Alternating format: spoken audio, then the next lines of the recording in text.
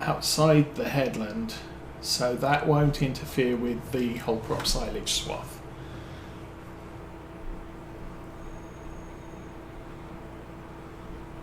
But it'll give me some straw, which I can use for bedding.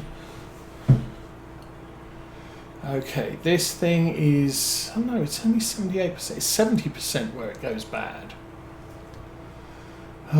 Do I fix it now, or do I fix it when we leave this yard? I think I'll try and go for we'll fix it when we leave the yard.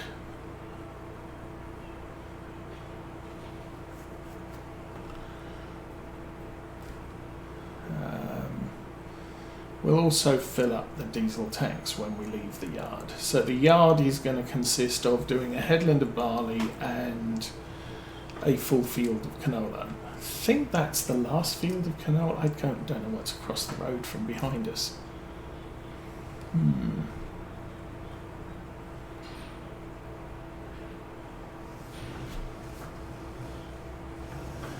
Anyway, how are we doing? We are 11:15, so as I said, I do have a thing happening at midday. So we will be finishing this episode on time, not on task.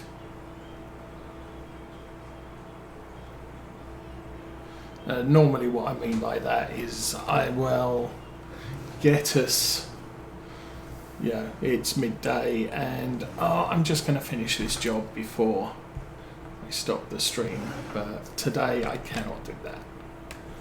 Okay, we'll back up. We will start unfolding and go move the Land Rover out of the way.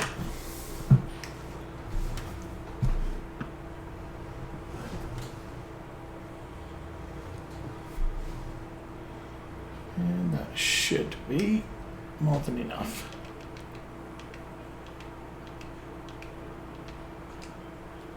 And I'm going to get out of the cab and let's not turn the engine off.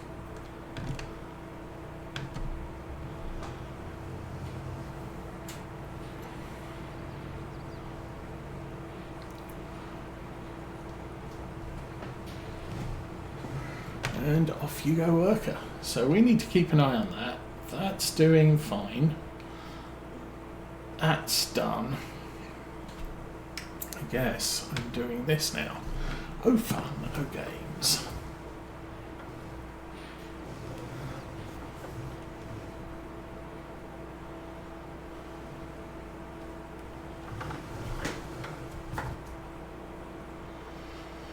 So this actually won't take me that long.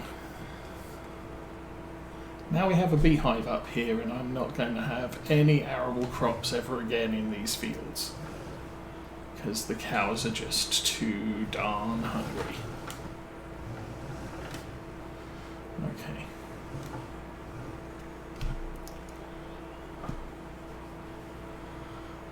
Try cleaning up the headlands down here.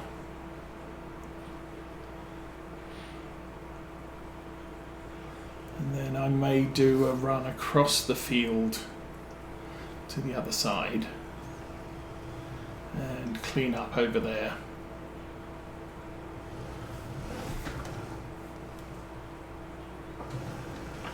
Now, I don't really, well, sort of a little bit of a weirdness here. I need the grass to feed the cows, so the more grass bales I can make here, the better the situation will be. But I don't mind overfilling the baler with leftover grass, because once we've done this, we'll be baling up straw for the rest of harvest in this baler. And I want as much straw as possible, so yeah, we'll just pick up all the straw that we can.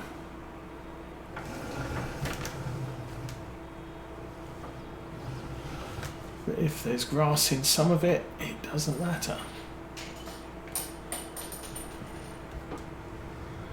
Here we go. And we get a chance to drive the little Arian, which has a sunroof so we can see what the loader arms are doing. Has a couple of bits and pieces around here.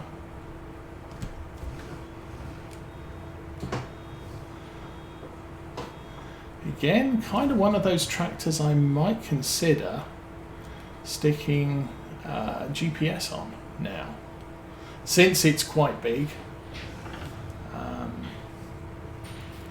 You know, driving this thing up and down for you know, the smaller tasks on the farm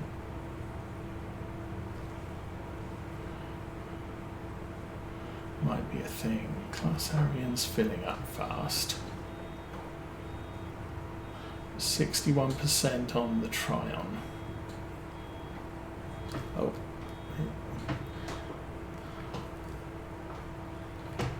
Oh, come on, go. Trying to keep an eye on what the baler's doing in the mirrors. So, now we're down this end of the field. I'll do a little bit of a tidy up here. We still have a bit down the far end that needs tidied. But once that's all done,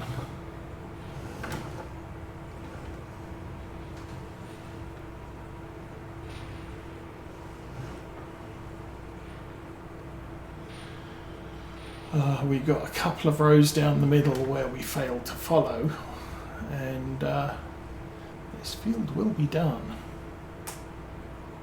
As I said, not intending to pick up all of the grass or all of the bales right now. I'll do that off camera and just throw them in the cowshed. And again, we have a good tractor. This is a little bit bigger than the Massey, so it's not quite as agile, but it's kind of close to being adequate for the jobs we're doing here now.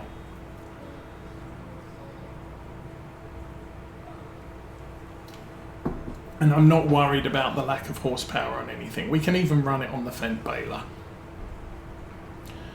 which is a big plus. Plus, it's a new tractor. It's already got 4 hours on it. It's a brand new tractor, fresh out of the carton.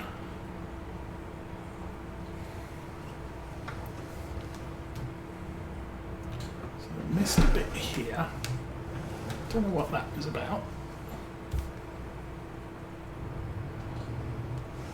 Yeah, that's for the most part gone.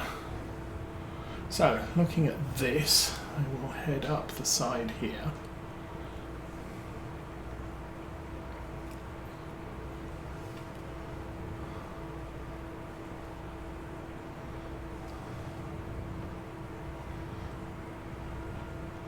And moving to a new farm, we will probably end up back with predominantly smaller equipment, but I will probably look at one larger tractor, not big like the John Deere.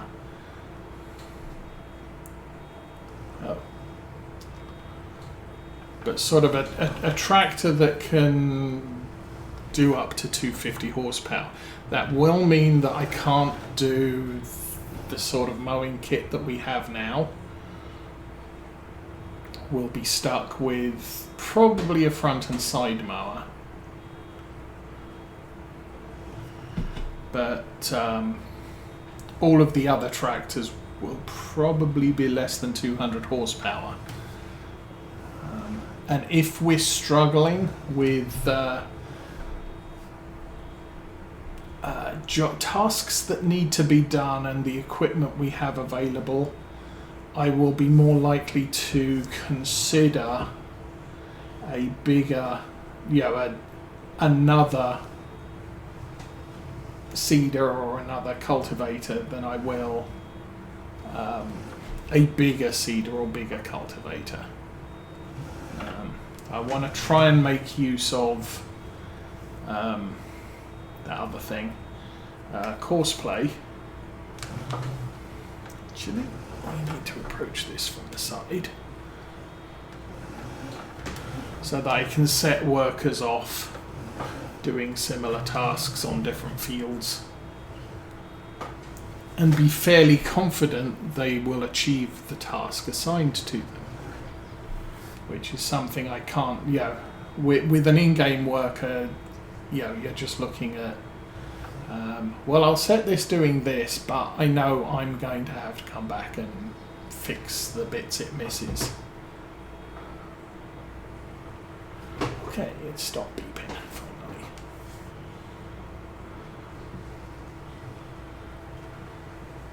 Oh, now just before last week's episode, I discovered that Star Trek Strange New Worlds was available for free on YouTube, at least if you're in the US it is. I'm not sure about the rest of the world. And since I'm not paying another subscription fee for Paramount Plus, which along with the current rumours are Paramount Plus might not exist for much longer, it was sort of a series that I want to see what this is like, but I'm not paying $15 a month for the privilege of seeing what it's like. So it came out free on YouTube last week. I think we're talking about 2 weeks ago now. So I binge watched 10 episodes. It was, the series was 10 episodes. And I watched Anson Mount on Hell on Wheels.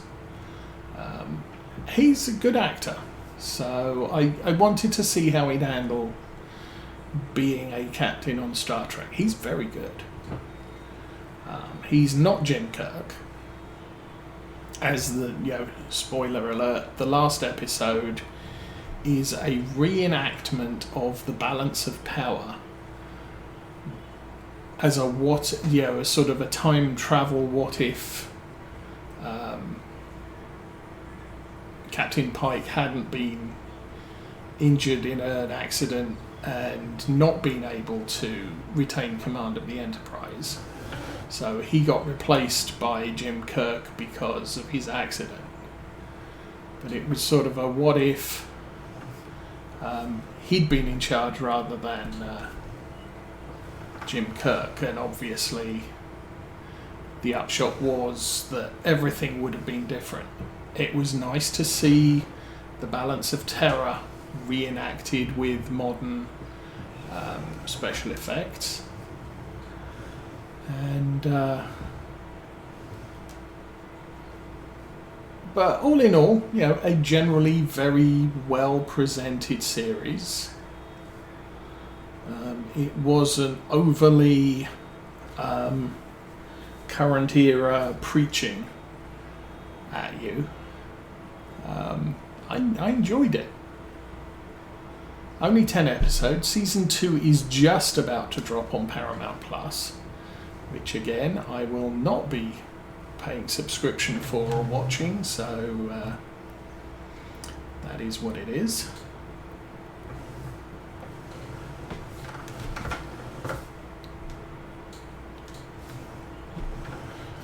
But that kept me occupied this week.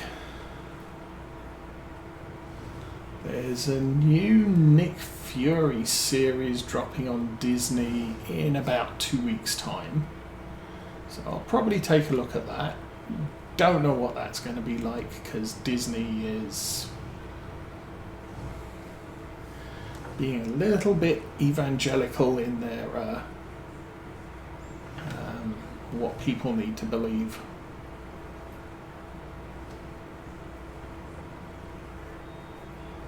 So not really into that.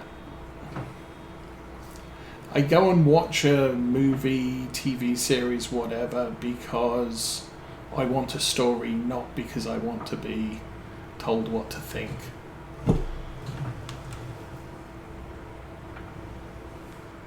And it's something I respected about Gene Roddenberry's Star Trek. It wasn't preachy, but it was thought-provoking. So it would present you with current issues, but it didn't tell you, you need to think this way, thinking this other way is evil. I'm going to insult you because you don't think like me. It was... This is an interesting problem with modern day life. So, for example, original Star Trek was released during the Civil Rights era. And so Gene did include a couple of storylines that sort of not blatantly but allegorically said this is what civil rights is all about, and let's start a discussion, not this is what civil rights is all about and you need to get on the train or not. It was, think about it. And it's something that I feel science fiction is eminently capable of doing, because they can take modern day problems and couch them in something that is not insulting to either side, because you have, the United Federation of Planets are supposedly the good guys, but they're coming into a situation where there's two sides of the coin presented to them without and showing how blatantly illogical the situation truly is when viewed at from the outside. The problem with most problems in civilization is you can't view it as an outsider, because it's always going to be, you're always going to be one of the two antagonists of the situation.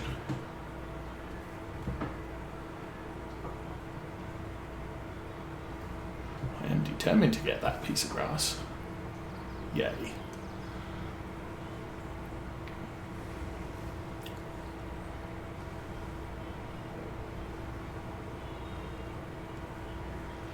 So, I mean, obviously the classic one from the original series was the whole racism thing.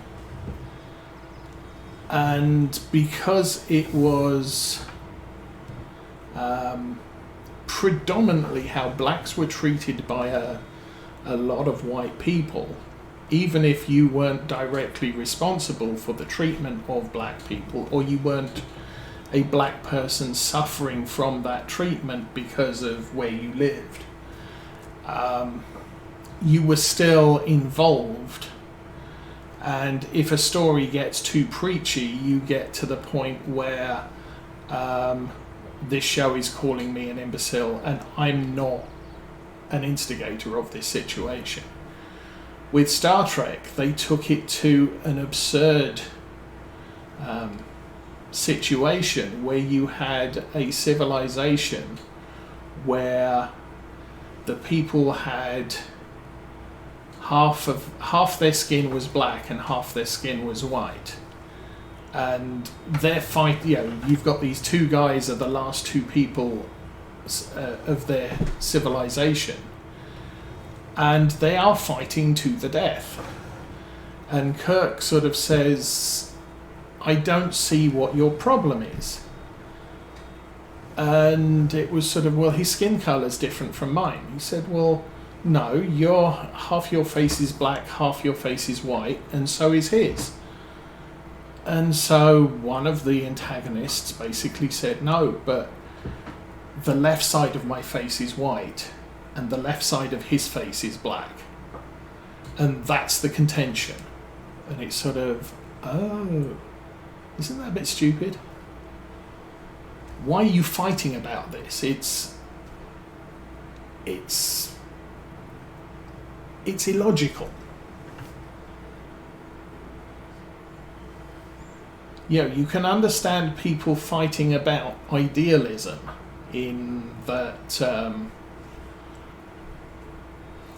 socialists believe that government should take care of everyone should have all the things, and everybody gets equal reward regardless of how much effort they put in, whereas capitalists say you should be able to receive compensation for your effort. And there's arguments to be made on both sides, and people get to blows with it, but it's a philosophical issue. It has nothing to do with the birth characteristic,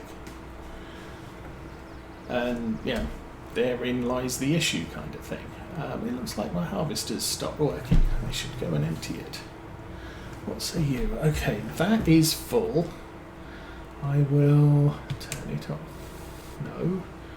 Turn it off, yes. Lift up the pickup. And we'll drive this down here. And park there. But at no point in Star Trek, the original series, is the viewer insulted by the situation. But it's always thought-provoking. Next Generation had an episode which involved genetically modified fighters. So basically, a civilization had genetically modified its combat people to be the best fighters they could be. And when they returned from the war, they were totally at odds with civilization. They just couldn't fit into civilization because they had been engineered to fight for everything. And so when they'd returned from war, the government had stuck them out on a penal colony where they couldn't harm the population. And it was kind of the same with the movie Serenity, where the heroes of the piece, the crew of the Serenity, had discovered that the government had caused a very bad situation. And the government had sent an operative after them to keep the story hushed up. Under no circumstances can details of this situation be released to the general public, because then, the civilization will just collapse. And so Malcolm Reynolds is fighting to get the story out, and this operative is fighting to prevent it from getting out. And obviously, because Malcolm Reynolds is the hero, the story gets released, and big battle, lots of fighting, and at the end of the movie, Malcolm Reynolds is fixing his ship that was completely trashed during the final battle, and the operative walks up, and he sort of says, I guess you won.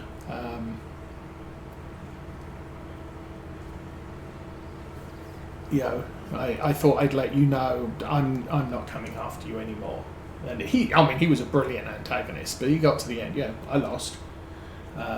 My mission is a failure, and so my mission's done. I have no reason to come after you anymore. I suppose we could put this away now. And Malcolm Reynolds sort of turns around and says, you realise that,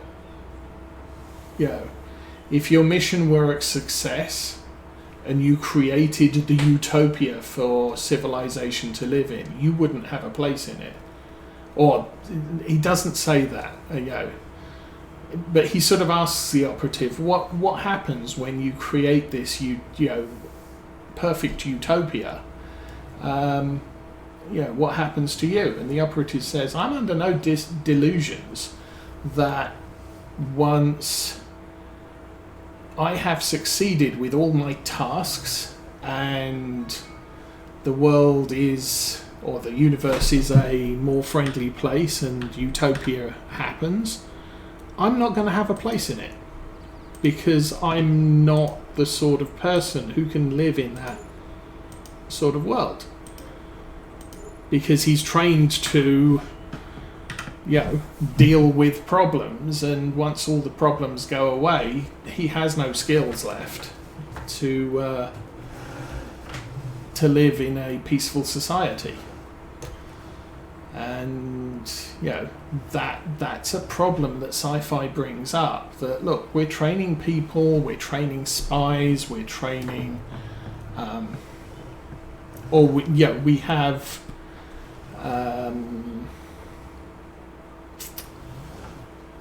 Antagonists, the people back in 2020 who were burning down cities because justice, and all the rest of it. Once government gets their way and instigates a police state, those people will suddenly become part of the problem. At the moment, they're fighting against the people who are fighting against government. But once government has their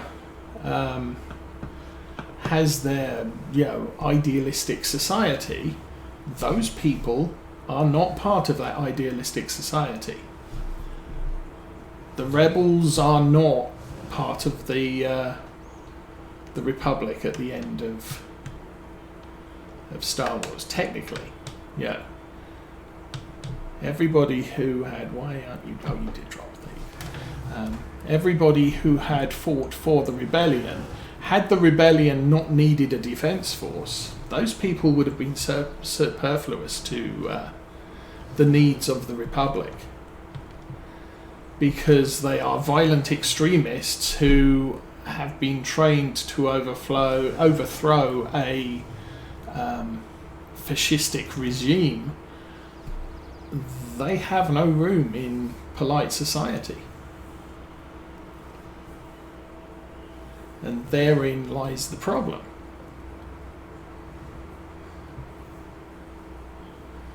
But, we don't do that and then insult the viewer by saying, if you believe this, then you are part of the problem, or if you believe this, you're part of the solution, because the people